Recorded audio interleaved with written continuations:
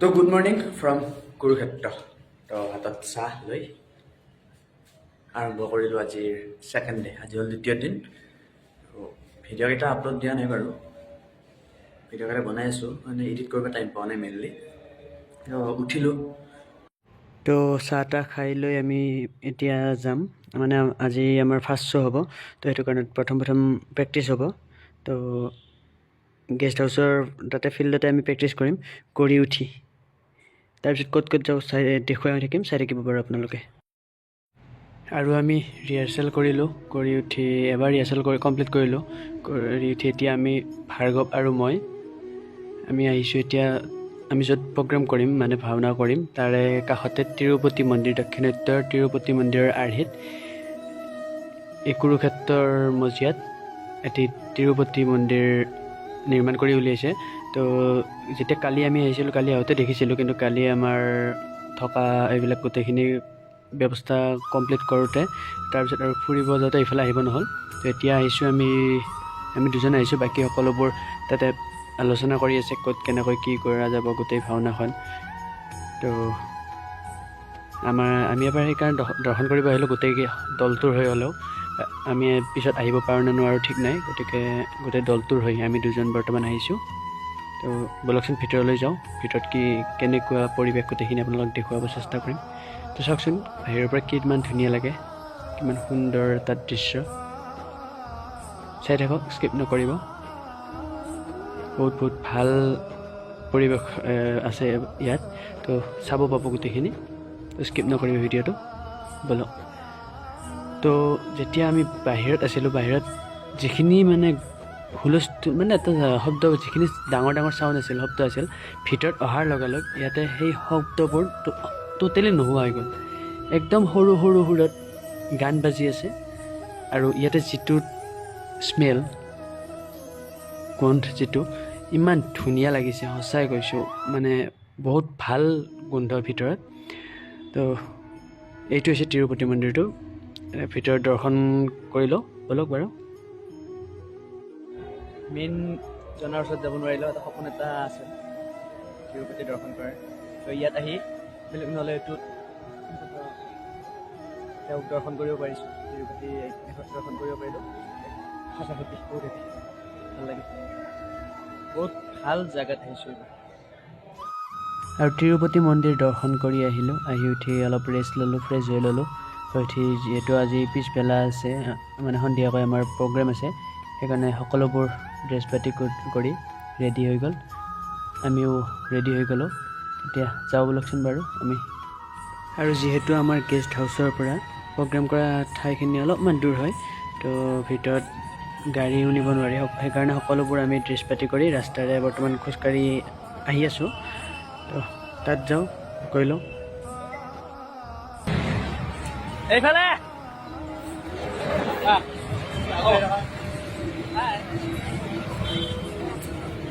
কুৰুক্ষেত্ৰ ৰাস্তাত খোজকাঢ়ি গুৰুজনাৰ সৃষ্টিক দেখুৱাবৰ কাৰণে আহিছোঁ।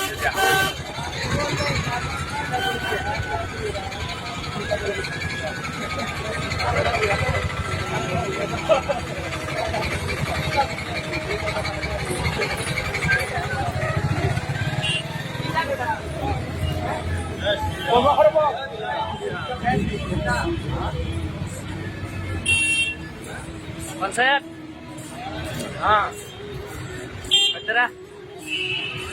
দেখা লোৱা কৃষ্ণ মোবাইল চোৱাত ব্যস্ত। তো আমি আহি পালোঁ এতিয়া মেইন মঞ্চ। তো এইটো হৈছে মেইন মঞ্চ, ইয়াতে আজি আমাৰ হ'ব ভাওনা প্ৰদৰ্শন। তো এটা বস্তু আপোনালোকক ভাল বস্তু এটা দেখুৱাম, মানে অলৰেডি যোৱাকালি দেখুৱাইছোৱেই। আমি য'ত প্ৰগ্ৰেম কৰিম তাৰ অপজিট ছাইড আছে কৃষ্ণ অৰ্জুনৰ যিটো মূৰ্তি বনাই থোৱা আছে, আৰু সেই মূৰ্তিৰ সন্মুখত হ'ব আমাৰ ভাওনা প্ৰদৰ্শন। যিহেতু এই স্থানত, মানে কুৰুক্ষেত্ৰত প্ৰত্যেকখন ষ্টেটৰ কাৰণে নিৰ্দিষ্ট স্থান নিৰ্বাচিত কৰি থৈছে, অৰ্থাৎ বিভিন্ন ধৰণৰ মানে নিজৰ গাঁও বা ষ্টেটৰ যিখিনি বস্তু আছে, সকলোবোৰ বস্তু ইয়াতে প্ৰতিষ্ঠা কৰি কেনে ইয়াত একোটা একোটা সুকীয়া ষ্টেজ বনাইছিল আৰু সেই উদ্দেশ্যে আমিও আমাৰ যিখন অসমৰ মঞ্চ আছে সুকীয়া মঞ্চ তালৈকে গ'লোঁ।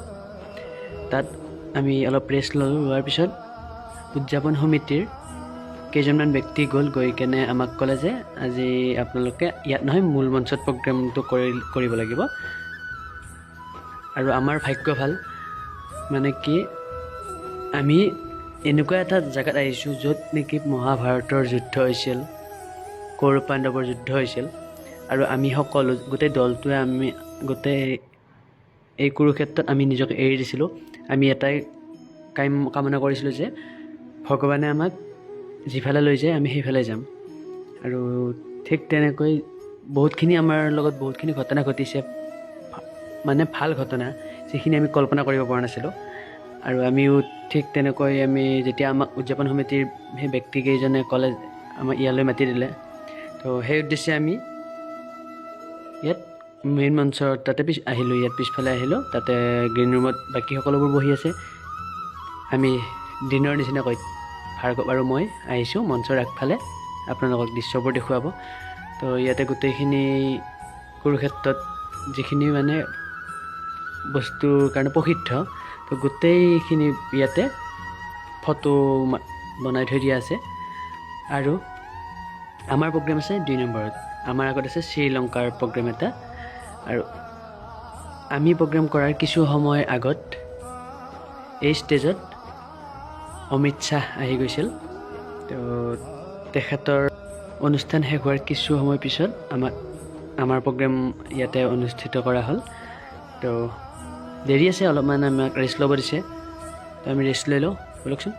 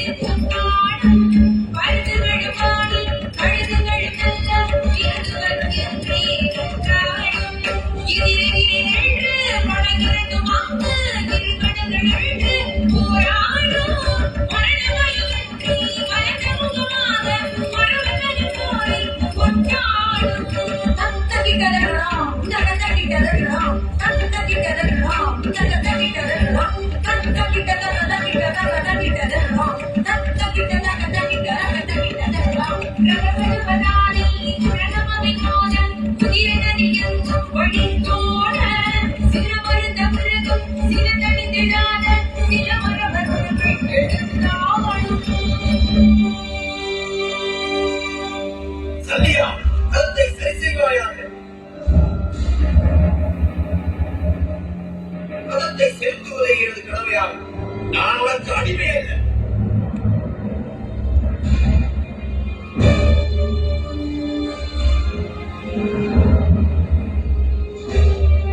அதான் இதுவே சரியான ஆளுங்கள் ஆயுள்.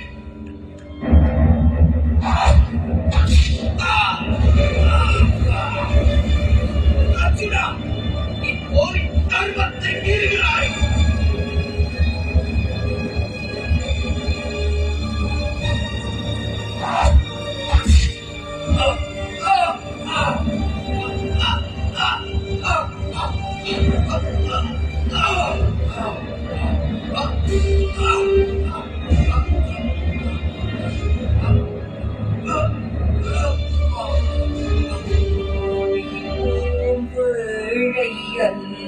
அந்த அருள்மிகு கண்ணனோ அழகு வந்தடைந்த அந்த முதியவன் கனவுமே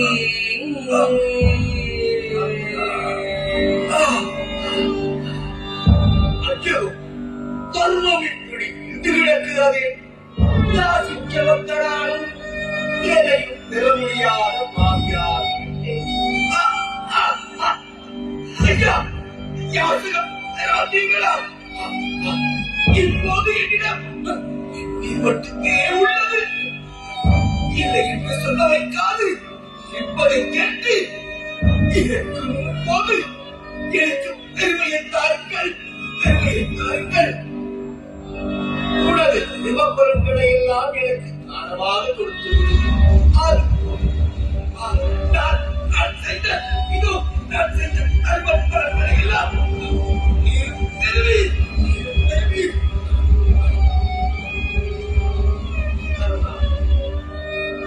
அடியார்களோடு புத்தியும் அடைவார். ஐயா, புதியவரே, எனக்கு புத்தி சித்திக்கும் என அருள் புரி. இது யார்? இது யார் ஐயா?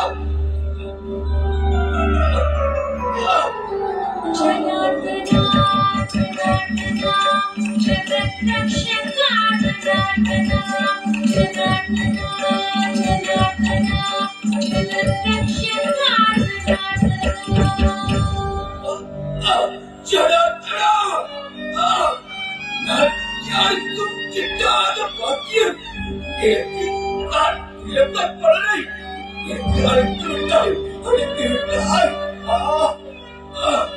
பூமியே மலர்கள் கொட்டி தேவர்கள்